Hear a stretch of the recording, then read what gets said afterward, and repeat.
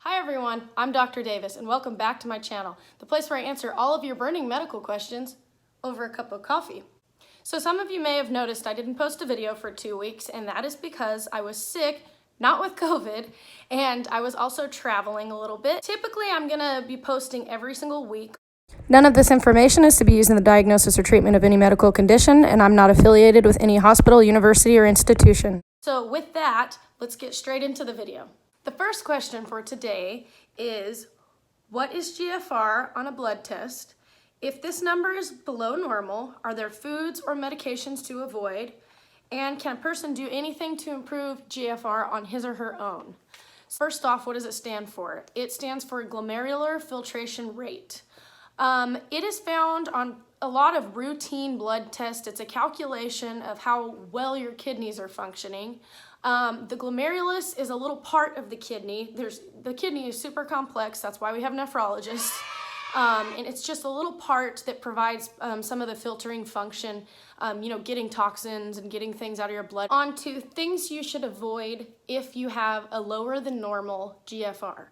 So first off, avoiding NSAIDs, non-steroidal anti-inflammatory drugs. Those are things like Advil, ibuprofen, Aleve or naproxen, and then aspirin. Those are over the counter.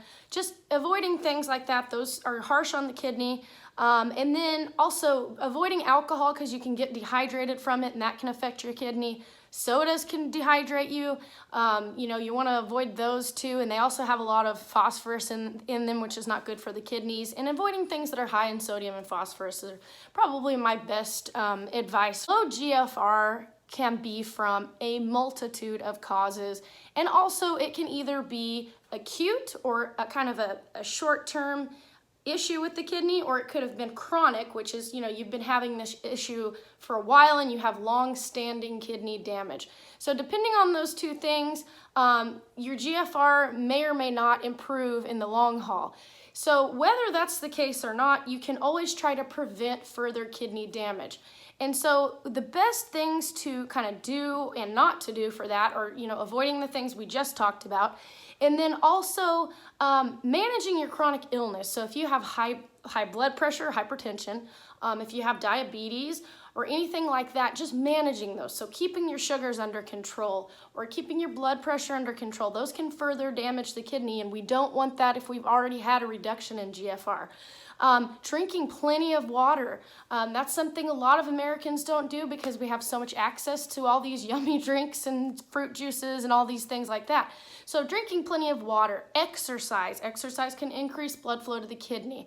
Those are the things that I would say are really important. So that's my best answer to that question. Let's move on to the next. Question number 2. Can I really eat the peel of a sweet potato? This question actually got brought up because of something I posted on my personal social media, and I thought, this kind of takes me back to my entire life.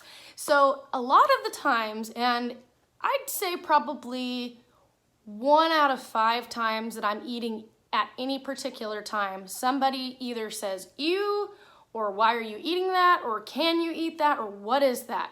So this is something I've just struggled with. I kind of find it funny, so it's no big deal, but something that I've, experienced a lot of my life. So that's what kind of prompted me to use this question and this topic to go into 5 different things you did not know you could eat. So the first is sweet potato peel. So I guess the first thing to talk about is, why would you eat it? Well, first off, I think it's good. Second off, it's less waste to do that. And also there's a ton of antioxidants and super good nutrients, really healthy, found in sweet potato peel. So all you do is you just want to cook your sweet potato however you want to, the microwave, the oven, whatever you want to do, and then you just eat it. Strange edible thing number 2 is the cartilage and epiphyses, or end caps of bones. And typically when I do this, I eat them off of the wings. I don't really do it on big chicken drumsticks or anything. I do wings, particularly because they're fried, so it makes it easier to eat. To avoid looking like a caveman on film, I will not demonstrate how I do this. But basically I have a bone, and as you can see, there's just some cartilage and then you can kind of just chew on the end here, and then you'll get some of the good red marrow out. Why do this? Personally, I genuinely think cartilage has a good texture and I like the taste of it, so that's one of the reasons I eat it. But, you know, there's calcium and there's some good things in the marrow, some good fats and some vitamins. So that could be a reason to do it, or if you just want to try something new.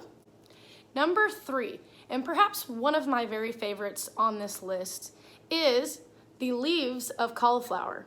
So the reason I find this so interesting is because my aunt and I discovered this as she was growing her garden. Cauliflower grows very, very tall leaves. These large leaves we had stared at for a while and wondered, hey, can you actually eat those? So after some research and just some, you know, thinking, ultimately cut some of the leaves and ate them. And actually probably up in my top 3 favorite vegetables now. So in the store, there, if you look, you can see the cut marks where they've actually chopped the leaves down because they are so large. I'm not sure why we don't utilize this part of the plant. Edible strange thing number 4. This is something they sell in the store. You can easily just go look in the produce aisle and see it. But that would be an artichoke. This one is cooked. I actually already cooked it. That's why you can see kind of how it's dark green. And so the reason I put this on the list is because I'd say over half of the people I've ever met in my life didn't even know what an artichoke was, let alone how in the world you eat it or what you do with it. These are very rich in potassium and magnesium and fiber. And I'll demonstrate because people, like I said, don't know how to eat these. So you have a leaf, you pull the leaf down, and then you can see this kind of like whitish color here. And then you actually take your teeth and just kind of scrape that off until you get to the very center and there's a heart. And last but not least, number 5, shrimp tails. Yes, the tail of a shrimp. I've been eating these for a really, really long time. They're rich in chitin, which is very good for digestion, and calcium carbonate, which a lot of the exoskeletons of, you know, animals are made out of. So they are good for you. They do have nutritious value, but I think they taste good because they do taste like the shrimp still. Obviously, you have to be very careful chewing these. Chew them thoroughly. You don't want to choke on them. But my biggest tip about these is I mostly only eat them if they have been grilled, like on the grill very well, or fried, because they just have a better texture. So you just peel them off. These are all really strange things, things that I actually eat that I wanted to share with you guys to just kind of, maybe if you wanted to try something new or just freak your friends out, I don't know. Maybe that would interest you. Make sure you subscribe because it helps me out quite a bit. Comment whatever you want. And then also turn on the notifications because then you'll know whenever I post, and that should be weekly. Thanks, guys. I'll see you next time.